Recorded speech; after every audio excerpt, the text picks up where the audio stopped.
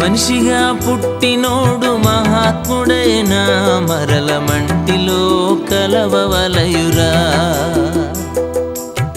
తీసుకొని పోలేడు పూచిక పుల్లైనా ఇలా సంపాదన వదలవలయురా. మనిషిగా పుట్టినోడు మహాత్ముడైనా మరల మంటిలో కలవవలయురా.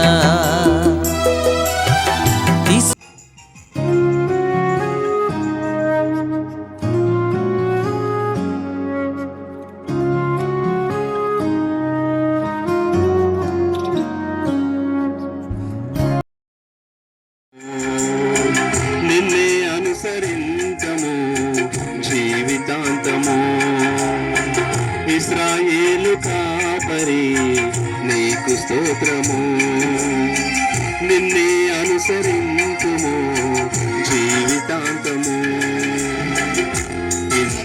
మందు మృత్యుంజయుడై పరలోకమేడు పరమాత్మరూపుడు శ్రీయేసుని సేవ జీవామృత త్రోవ యహము పరమునందు సొగతి నొసగే ప్రభునామమే ఈ పాప జగతి బ్రోసు ఘన జీవమే మన ప్రభునామమే.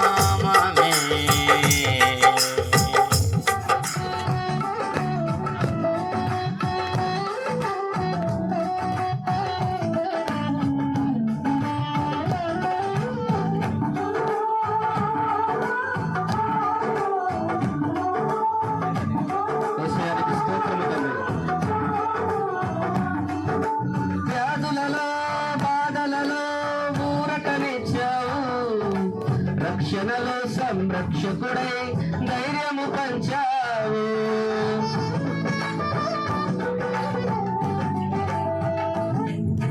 వ్యాధులలో బాధలలో ఊరటనిచ్చావు, రక్షణలో సంరక్షకుడై నేనే సత్యం అన్న దేవ, నేనే మార్గం అన్న దేవ, నేనే జీవమని అని పలికిన దేవా, నేనే జీవమని అని పలికిన దేవా. దేవా దేవా నీకే స్తోత్రం, దేవా దేవా. ప్రాణహితులు బంధమిత్రులు ప్రాణహితులు ఎవ్వరు చూపలేరు నీ ప్రేమ, ఎవ్వరు చూపలేరు నీ యేసయ్యా నీ కృపా, సత్యం జీవం నీవే, జీవించుటకు ఆకారం నీవే. ఆపాయం రాకుండా కాపాడు వాడవు, నిన్ను నేను ఆరాధించు. ఆపాయం రాకుండా కాపాడు వాడవు, నిన్ను నేను ఆరాధించన్. నీవే నా ప్రాణము, నీవే నా జీవము, నీవే నా సర్వము యేసయ్యా. తోడువు నీవే, నా నీడ నీవే.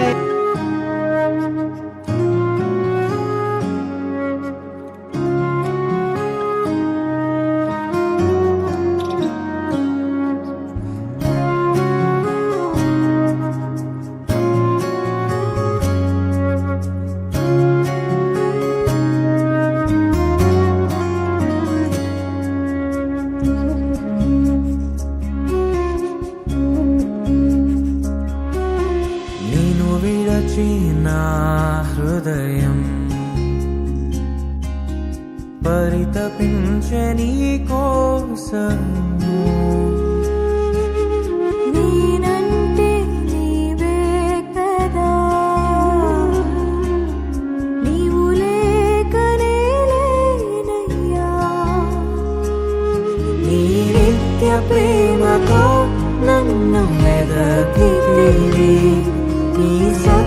మార్గమందు నీ కొడుకు బన్నీ బాబు కోరి ప్రార్థనలు చేసిరి. నీ కొడుకు బన్నీ బాబు కోరి ప్రార్థనలు చేసిరి. కూతుళ్ళు శిరస బిందు ఎంతెంతో బాధపడిరి.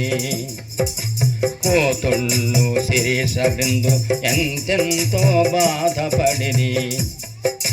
నీ భార్య లతమ్మ ఎంతో దుఃఖమునుండెను. మీ భార్య లతమ్మ ఎంతో దుఃఖమునుండెను. స్వర్గసీమలో నీవు ప్రబలేనుము రవికుమార్, ప్రబలేనుము రవికుమార్. మహిమాన్విత నివాళి మహనీయుడు రవికుమార్.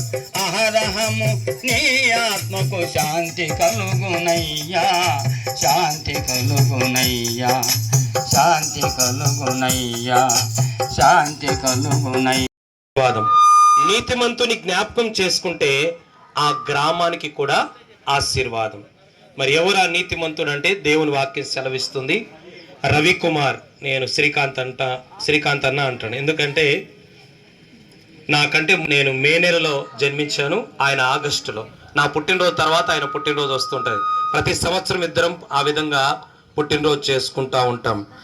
నీతిమంతుడైన శ్రీకాంత్ అన్నను జ్ఞాపకం చేసుకోవడం అనేది వారికి, వారి కుటుంబానికి, ఈ గ్రామానికి ఆశీర్వాదం అని దేవుని వాక్యం సెలవిస్తుంది. నీతిమంతుడు అంటే బైబిల్ సెలవిస్తుంది రోమపత్రిక 5:9, యేసు రక్తముతో పాపములు కడగబడిన ప్రతి వ్యక్తి కూడా నీతిమంతుడు, నీతిమంతురాలని. అలాగనే రవికుమారను కూడా యేసు ప్రభు రక్తము చేత తన పాపములు కడగబడి నీతిమంతుడుగా మార్చబడ్డాడు. అలాగనే రోమపత్రిక 1:17 ప్రకారం విశ్వాస మూలముగా జీవించువారు నీతిమంతులు అన్నారు. వాస్తవానికి రవికుమారన్న మరణించే వరకు ఊపిరితో బ్రతకలేదు, కానీ దేవుని మీద విశ్వాసముతోనే చివరి శ్వాస వరకు ఆయన బ్రతికారు. ఎందుకంటే నేను చూస్తూ వచ్చాను చివరి రోజు, చివరి వరకు కూడా. అందుకే నీతిమంతుడు పడ్డాడు. అలాగనే 22వ అధ్యాయం 13వ వచనం ప్రకారముగా వాక్య ప్రకారం జీవించువారు నీతిమంతులని. మరి రవికుమారన్న జీవించారు. అలాగనే ఏది చేసినా, ఇంట్లో ఏ కార్యక్రమం చేసినా ముందు బాబన్నకు ఫోన్ చేయండి అంటారు. ఎందుకంటే వాక్య ప్రకారము నీతిమంతునిగా జీవించి నీతిమంతునిగా మరణించాడు. ఆ నీతిమంతుని జ్ఞాపకం చేసుకునే వ్యక్తులు, కుటుంబాలు, గ్రామాలు ఆశీర్వాదం అని సెలవిస్తున్నారు. ఎందుకు మరణించిన వారిని జ్ఞాపకం చేసుకోవాలంటే దేవుని వాక్యం సెలవిస్తుంది. ప్రసంగి గ్రంథం 9వ అధ్యాయం, అందరికీ ఒకే గతి సంభవించును. ఒకరు ముందుగా వెళ్తారు, ఒకరు మధ్యలో వెళ్తారు, ఒకరు తర్వాత వెళ్తారు. అయితే వెళ్ళిన వారు నీతిమంతుడిగా మరణించడము ఆశీర్వాదం. ఎందుకంటే ప్రభువునందు వారు తమ ప్రయాసములు మాని వారు వెళ్ళిపోయారని. కనుక నీతిమంతుని అయిన రవికుమారను జ్ఞాపకం చేసుకోవడం ఆశీర్వాదం శ్రీకాంతన్న కుటుంబానికి, అలాగనే లతమ్మ కుటుంబానికి, ఈ గ్రామానికి. ఎందుకు ఈరోజు ఇంత ఖర్చు పెట్టుకొని వారి తండ్రి గారు, వారి తమ్ముడు, కుటుంబ సభ్యులు ఈ జ్ఞాపకార్థ కూడికను ఏర్పాటు చేశారంటే ఆయనను, ఆయన జీవితాన్ని, ఆయన క్రియలను జ్ఞాపకం చేసుకోవడానికి. ఎందుకు జ్ఞాపకం చేసుకోవాలో 5 మాటలు చెప్పి నేను ముగిస్తాను. మొదటి వాక్యం చెప్తుంది యెషయా గ్రంథం 57:1, నీతిమంతులు కొనిపోవడము ఎవరికి అర్థం కాదు. చాలా మంది అంటారు, మరి బాగున్నారు కదా, ఎందుకు అంత చిన్న వయసులోనే చనిపోయారు, చిన్న వయసులోనే వెళ్ళిపోయారు, చిన్న వయసులోనే కాలం చెల్లించారని చాలా మంది అనుకుంటారు. ఎందుకంటే మానవ జ్ఞానానికి మరణము అర్థం కాదు, కానీ దేవుని జ్ఞానానికి అర్థమవుతుంది.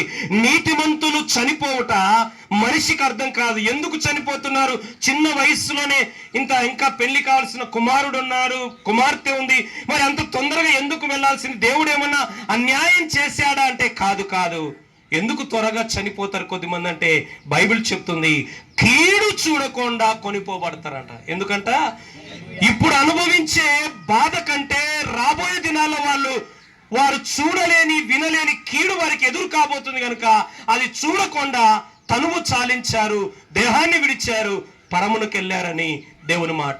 ఎందుకు శ్రీకాంత్ అన్న మరణాన్ని జ్ఞాపకం చేసుకోవాలంటే రాబోతున్న కీడును చూడకుండా దేవుడు ముందుగానే తనను క్షేమంగా తీసుకెళ్ళాడు. ఆ మరణం అది ఆశీర్వాదకరణము, అది దీవెనకరణమని దేవుని వాక్యం సెలవిస్తుంది. రెండో మాట 37వ కీర్తన 25, నీతిమంతులు పిల్లలు బిచ్చమెత్తరు. నీతిమంతులను దేవుడు పిలిస్తే వెళ్ళిపోయాడు. దేవుడు పిలిచినప్పుడు చిన్నవారైనా పెద్దవారైనా నడివేసుకులైనా దేవుని పిలుపు అందుకున్నాడు. శ్రీకాంత్ అన్న వెళ్ళిపోయారు రవికుమార్, ఎందుకంటే రాబోతున్న కీడును చూడకోకుండా. రెండవది, నీతిమంతుల పిల్లలు, 2 కుమార్తెలు ఉన్నారు, కుమారుడు ఉన్నారు. ఒక మాట దేవుని మాట చెప్తుంది, నీతిమంతులు మరణించిన వాళ్ళకు దిక్కెవరు, వాళ్ళకు ఎవరు చూసుకుంటారని బాధపడాల్సిన అవసరం లేదు. దేవుని వాక్యం ఉంటుంది, నీతిమంతుల పిల్లలు బిచ్చమెత్తుట నేను. ఎందుకంటే వారి బాగోగులు, వారి బ్రతుకు, వారి భవిష్యత్తు బాసటగా భరోసాగా దేవుడే నిలుస్తాడని. నేను నా తమ్ముడు వివాహం కాకముందే మా తండ్రి వారు ఉన్నా కూడా చేయనంత గ్రాండ్ గా దేవుడు మా జీవితాన్ని కట్టాడు. కనుక బన్నీ అయినా చిన్న పాప అయినా పెద్ద పాప అయినా వారి జీవితాలను దేవుడే చూసుకుంటాడు. ఎందుకంటే దేవుడు అన్నారు, నీతిమంతుల పిల్లలు చేయి చాపాల్సిన అవసరం లేకుండా దేవుడు వారిని పోషిస్తాడు, వారిని చూసుకుంటాడు, వారిని కాపాడతారని. అందుకే దేవుని పిల్లల్ని ఎప్పుడుగా బెగ్గరగా పెట్టాడు కానీ బిగ్గరగానే దేవుడు పెట్టే గొప్ప దేవుడు ఉన్నాడు. అందుకే శ్రీకాంతనను ఎందుకు ఈరోజు జ్ఞాపకం చేసుకోవాలంటే కీడు చూడకుండా నీతిమంతులు కొనిపోయబడ్డారు. కొనిపోబడిన ఆ కుటుంబాన్ని దేవుడు విడిచిపెట్టాడు. ఆదికాండం 50వ అధ్యాయం, నిన్ను, నీ కుటుంబాన్ని, నీ పిల్లలు నేను పోషిస్తానన్నాడు దేవుడు. మూడో విషయం చెప్తున్నారు దేవుని వాక్యంలో 69వ కీర్తన 28, నీతిమంతుల పేర్లు జీవ గ్రంథములో ఉన్నాయి. అటెండెన్స్ పిలిచినప్పుడు స్కూల్లో పిల్లల పేరు పిలిస్తేనే ప్రజెంట్ సార్ అని చెప్పాలి. అలాగనే ఉద్యోగం చేస్తున్న వాళ్ళు తమ్ము వేస్తే వాళ్ళు హాజరైనట్టు.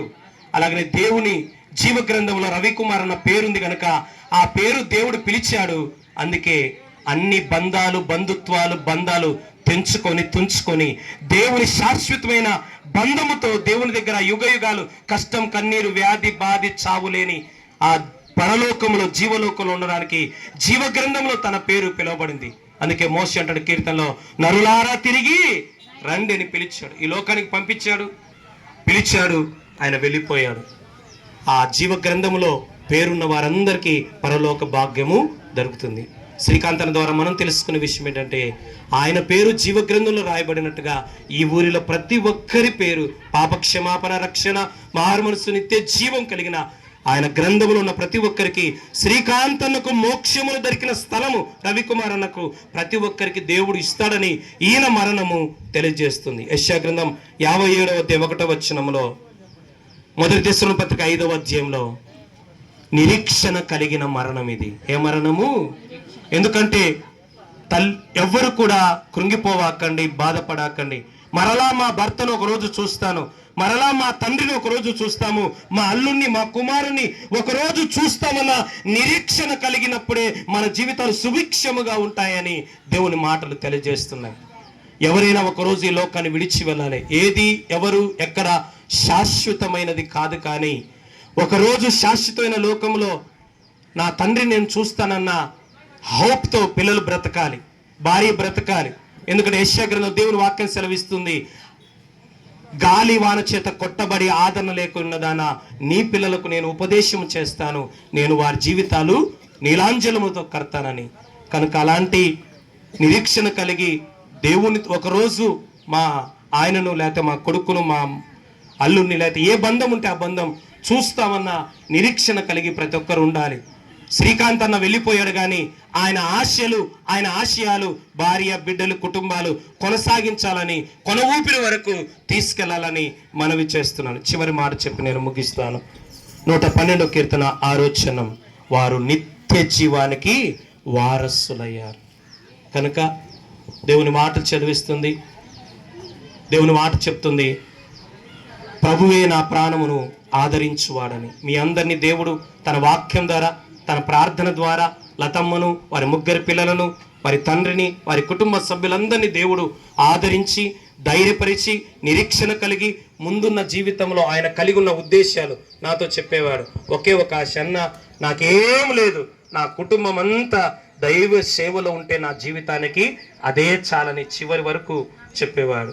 ఏది చేసినా ప్రార్థన పూర్వకంగా చేసేవాడు. అలాంటి ఆశను కుటుంబ సభ్యులు ముందుకు తీసుకెళ్ళని మనవి చేస్తూ ఈ మాటలను ముగిస్తాను. నీతిమంతులు కనుక ఇంకా ఎవరైనా రక్షణ పొందిన వారు ఉంటే మరి ప్రభువు నమ్మి దేవుణ్ణి గణపరచండి. కుటుంబస్తులు నాయన ఆదరణ కొరకు మేము ప్రార్థిస్తున్నాం. నేను బంధుమిత్రులు స్నేహితులందరినీ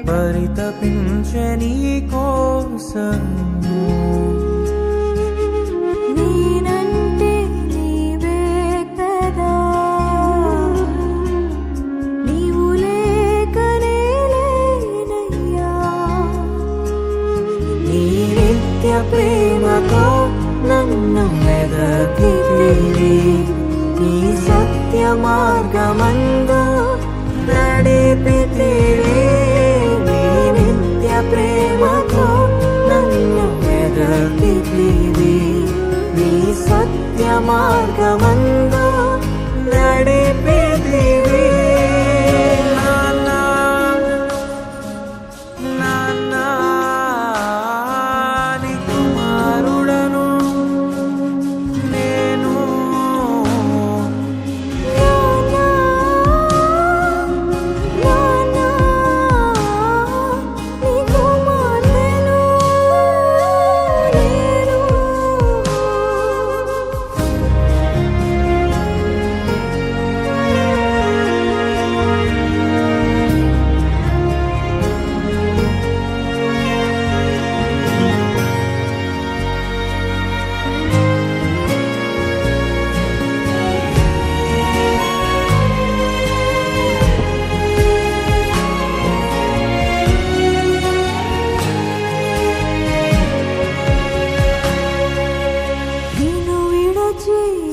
పోదును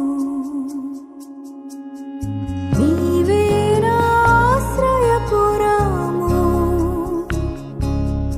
ఎప్పటికీ ఎరుగనైతిని నీ కుమారుడను నేనని. నీ కంటి పాపగా నన్ను కాచితివి,